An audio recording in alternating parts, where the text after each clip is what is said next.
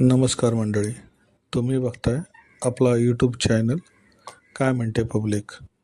मित्रांनो, कोकणात एक असं मंदिर आहे जिथे देवासाठी चपला अर्पण केल्या जातात. कारण गावकऱ्यांचा विश्वास आहे की देव आजही रात्री गावाचे राखण करतो. त्याबद्दल ऐकूया.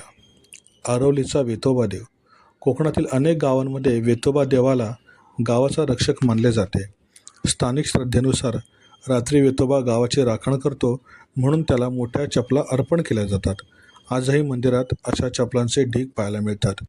दुसरं आहे कुणकेश्वर. कोकणची काशी.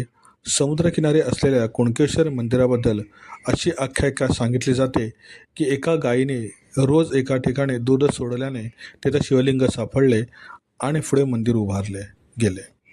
नंबर 3 आहे रेडी गणपतीचा स्वप्नातील संकेत. स्थानिक कथेनुसार एका व्यक्तीला स्वप्नात गणपतीची मूर्ती समुद्र किनाऱ्याजवळ पुरलेली असल्याचे दिसले. गावकऱ्याने उत्खनन केले आणि मूर्ती सापडल्याचे सांगितले जाते. आज ते ठिकाण प्रसिद्ध तीर्थक्षेत्र म्हणून प्रसिद्ध आहे. नंबर 4 गुहेतील चंडिका देवी. दाभोळ येथील चंडिका देवीचे मंदिर नैसर्गिक गुहेत आहे. देवीपर्यंत पोहोचण्यासाठी अंधाऱ्या मार्गातून जावे लागते आणि आत फक्त तेलाच्या दिव्याचा प्रकाश असतो. त्यामुळे वातावरण अतिशय गूढ वाटते. 5 ग्रामदेवता आणि स्वप्न. कोकणातील अनेक गावांमध्ये आजही अशी श्रद्धा आहे की ग्रामदेवता भक्तांना स्वप्नातून संकेत देते किंवा संकटाची पूर्वसूचना देते. अशा कथा गावोगावी ऐकायला मिळतात. आपल्याला चॅनलला लाईक करा, शेअर करा आणि सबस्क्राईब करा. नमस्कार.